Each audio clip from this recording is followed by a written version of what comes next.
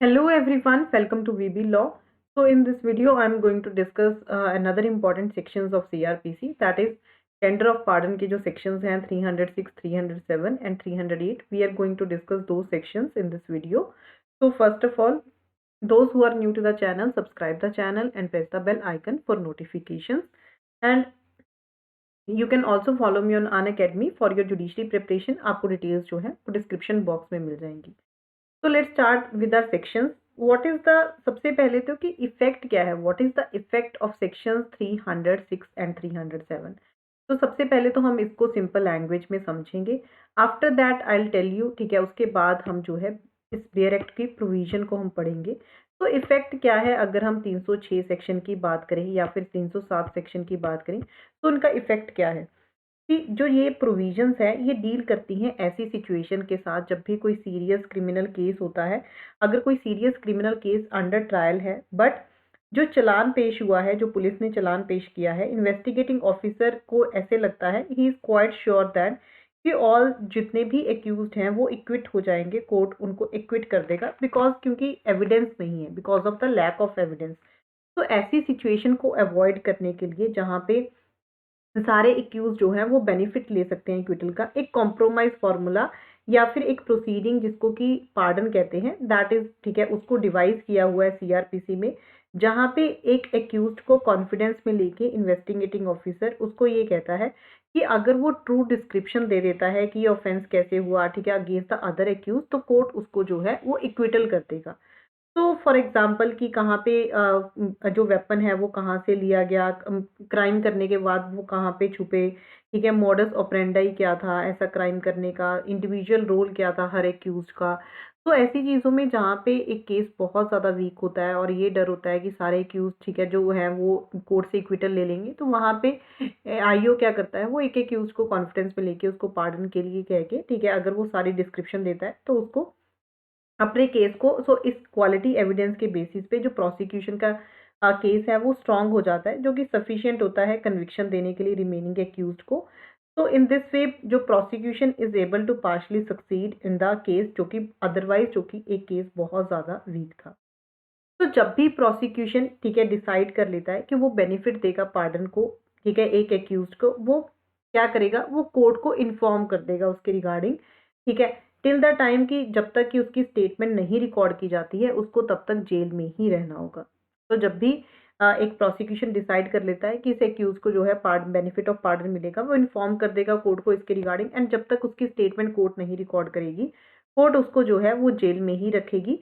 And अगर ऐसा भी तो हो सकता है कि रिकॉर्डिंग ऑफ द स्टेटमेंट के टाइम वो डिस्क्लोज ना करे इन्फॉर्मेशन, तब वो रिट्रैक्ट कर जाए या वो डिस्क्लोज ना करे इन्फॉर्मेशन, तो उस टाइम पे जो प्रोसिक्यूटर है वो कोर्ट को रिक्वेस्ट कर देगा कि इसने जो है वो स्टेटमेंट नहीं दी है, इसने फुल डिस्क्लोजर नहीं किया है, एंड वापस से जो है वो एक्यूज्ड की ही पोजीशन में आ जाएगा. तो वापस से वो रेलिगेट हो जाएगा उसी पोजीशन के, अब उसको पार्डन नहीं मिलेगा. पार्डन किस बेसिस पे दिया जाता है, इसी बेसिस पे दिया जाता है कि वो, अगर हम सेक्शन 306 की भी, अगर आप बेयर एक्ट की प्रोविजन को अगर हम रीड करें, ये सेक्शन कहता है कि with the view to obtaining the evidence of any person supposed to have been directly, कि वो किसी ऑफेंस से रिलेटेड है जिसपे सेक्शन अप्लाई करता है, सीजीएम या मेट्रोपॉलिटन मजिस्ट्रेट किसी भी स्टेज पे इन्वेस्टिगेशन या इंक्वायरी की, ठीक है, वो किसी भी स्टेज पे वो पार्डन दे सकता है किसी भी पर्सन को अगर वो फुल या ट्रू डिस्क्लोजर करता है होल ऑफ द सर्कमस्टांसिस का. सो दिस इज वेरी इंपॉर्टेंट कि अगर वो ट्रू और फुल डिस्क्लोजर करता है तब भी उसको जो है वो टेंडर ऑफ पार्डन मिलेगा, अदरवाइज उसको टेंडर ऑफ पार्डन नहीं मिलेगा. तो जो मैंने आपको बेसिक सी चीज़ें जो मैंने इजी लैंग्वेज में समझा दी, वही आपकी सेक्शन में जो है प्रोवाइड की हुई हैं, वही चीज़ें सेक्शन में लिखी हुई हैं. तो जब भी कोई एवरी पर्सन एक्सेप्टिंग, अगर कोई पर्सन एक्सेप्ट करता है टेंडर ऑफ पार्डन को, उसको एग्जामिन करेगी कोर्ट, ठीक है, जो मैंने आपको बताया, unless he is already on bail shall, unless, ठीक है, उसको डिटेन किया जाएगा, ठीक है, जैसे मैंने आपको बताया कि जब तक उसका स्टेटमेंट को नहीं रिकॉर्ड किया जाता उसको डिटेन ही किया जाएगा कस्टडी में, ठीक है, on the until the termination of the trial. So power to direct tender of pardon, section 307 हमें यही चीज़ कहता है कि किसी भी टाइम पे अगर एक बार केस कमिट हो जाता है, इससे पहले कि जजमेंट पास हो, तो जिसको केस जो है अगर वो कमिट किया गया तो वो किसी भी पर्सन को जो है पार्डन दे सकती है, सेम चीज़ जो हमने पहले पढ़ी.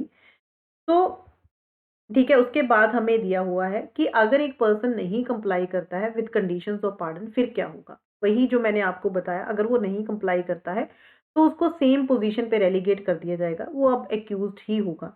तो let's read just this section. The public prosecutor certifies in his opinion, वो सर्टिफाई करेगा कि इधर विलफुली वो कंसील कर रहा है एसेंशियल, या फिर वो फॉल्स एविडेंस दे रहा है, या उसने कंडीशंस के साथ कंप्लाई नहीं किया है।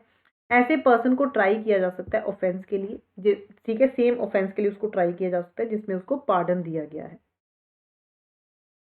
तो नेक्स्ट दिस इस सेक्शन में ये लिखा हुआ है, this is very important in this section. If the accused, अगर वो प्लीड करता है एंड वो कंप्लाई करता है अगर सारी कंडीशंस के साथ, तो कोर्ट क्या होगा? कोर्ट उसको जजमेंट ऑफ इक्विटल जो है, court will pass the judgment of acquittal. So this is the crux of section 306 to section 308। एक चीज और इम्पॉर्टेंट है इसमें कि जब during the pendency of the criminal trial, क्या एक एक्यूज कह सकता है कि रिक्वेस्ट कर सकता है क्या वो कोर्ट को कि उसको एज ए प्रूवर डिक्लेयर कर दिया जाए या उसको पार्डन ग्रांट कर दी जाए? तो ऐसा नहीं हो सकता है, कोई भी रिक्वेस्ट नहीं कर सकता है एक्यूज जज को खुद कि जो उसको कि एज ए उसको अप्रूवर किया जाए। ऐसी रिक्वेस्ट हमेशा जो है वो प्रोसिक्यूशन ही करता है। So this is the tender of pardon that is given under section 306 to 308।